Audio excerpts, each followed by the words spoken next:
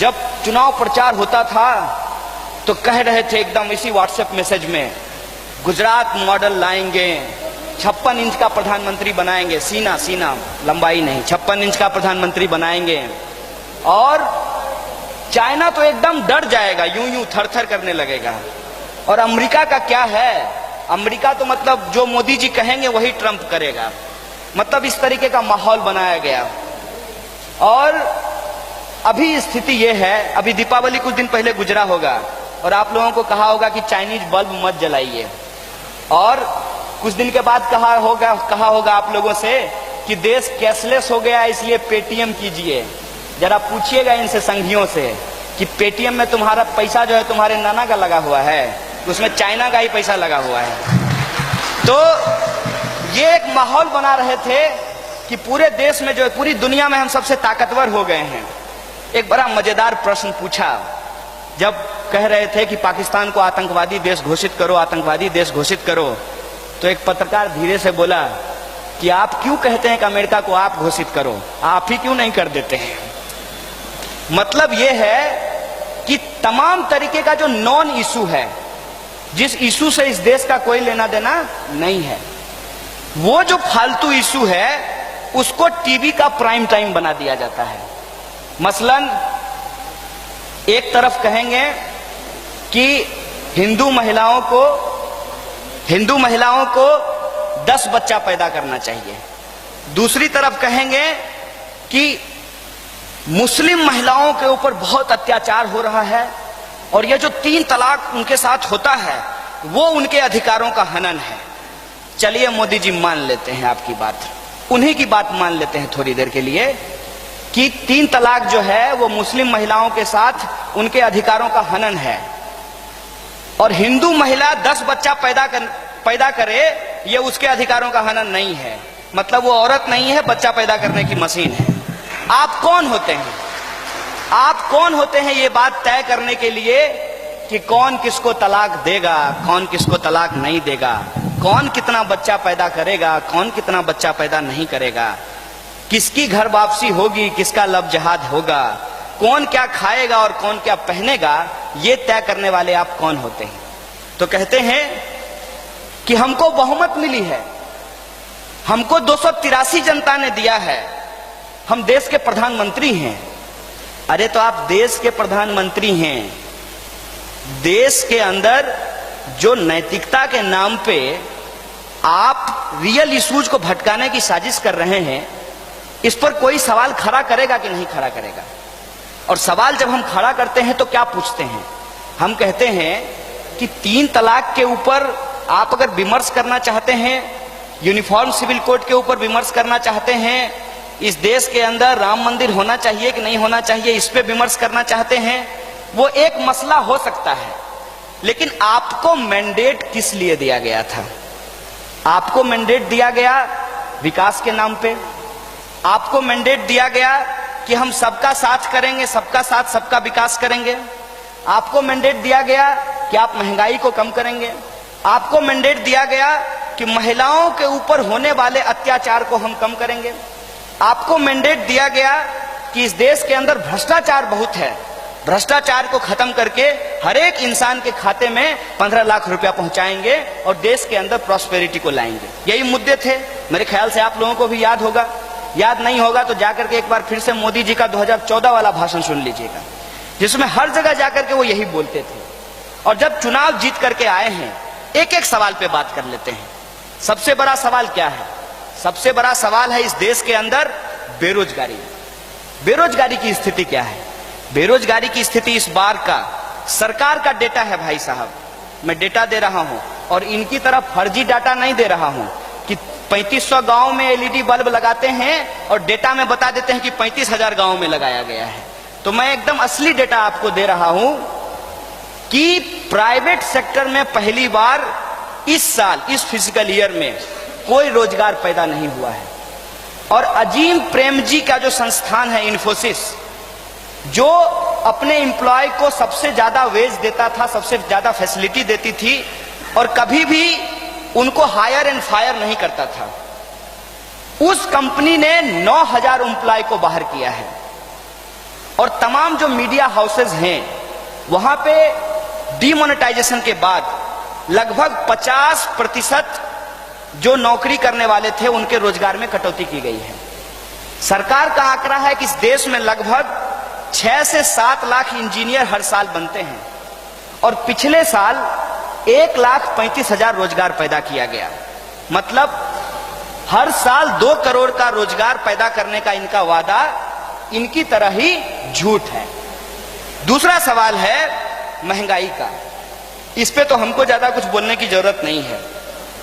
आप सब लोग रोज बाजार जाते हैं, रोज सब्जी दाल नून तेल खरीदते हैं, आपको बढ़िया से पता चल रहा होगा कि महंगाई घटी है कि महंगाई बढ़ी है। मेरी जानकारी के हिसाब से महंगाई बढ़ी है। हो सकता है कि संघियों के लिए घट गई हो, लेकिन देश की जनता के लिए तो महंगाई बढ़ गई है। मतलब महंगाई कम नहीं हुआ। तीसरा सवाल है भ्रष्टाचार का। भ्रष्टाचार पे इन्होंने बहुत लंबी लंबी बात की और इनके ही राज में मैं 3 बड़े घोटाले की बात करता हूं। पहला, मध्य प्रदेश के अंदर जो व्यापम घोटाला हुआ, उस व्यापम घोटाले में न सिर्फ घोटाला हुआ बल्कि उस घोटाला को उजागर करने वाले 50 से ज्यादा लोगों की कोल्ड ब्लडेड मर्डर करवाई गई, उनका हत्या करवाया गया। आप गुजरात के अंदर मुख्यमंत्री जी बदल दिए गए हैं। घोटाला क्या है? सरकारी जमीन को निजी हाथों में कमीशन लेकर के बेचने का मामला आया। तीसरा घोटाला जो मैं बोल रहा हूं वो है दाल का घोटाला। 2G घोटाला आप लोगों को याद होगा। 1,70,000 करोड़, पता नहीं 1 और 7 के बाद कितना कितना कितना कितना सुन्ना उस पर लिखा गया था। 1,70,000 का घोटाला था। दाल घोटाला जो अभी हिंदुस्तान में हुआ है पिछले साल, उसका जो मूल्य है, उसका जो आंकड़ा निकाला गया है, 1,76,000 करोड़ का घोटाला हुआ है दाल घोटाले में। दाल घोटाले में इन्होंने क्या किया? इनका तो जानते होंगे कि दायां और बायां, राइट एंड लेफ्ट, इनकी पीठ पे 2 लोग हाथ रखे हुए हैं। एक तरफ अंबानी है, दूसरी तरफ अडानी है। इस देश में पता नहीं चलता है कि आडवाणी बीजेपी के बड़े नेता हैं कि अंबानी बीजेपी के बड़े नेता हैं, क्योंकि प्रधानमंत्री जी के पीठ पे अब आडवाणी जी का हाथ नहीं होता है, अंबानी जी का हाथ होता है। तो ये अंबानी और अडानी जो है उस देश के अंदर कॉरपोरेट लूट मचाए हुए हैं। आजकल आप लोग भी इंडिया जी रहे होंगे, जियो इंडिया पे, बढ़िया है, जी लीजिए जी। जैन धर्म का सबसे बड़ा सिद्धांत है अहिंसा, और एक जैनी को पकड़ करके लाया गया है हिंदू धर्म, हिंदू राष्ट्र बनाने के लिए।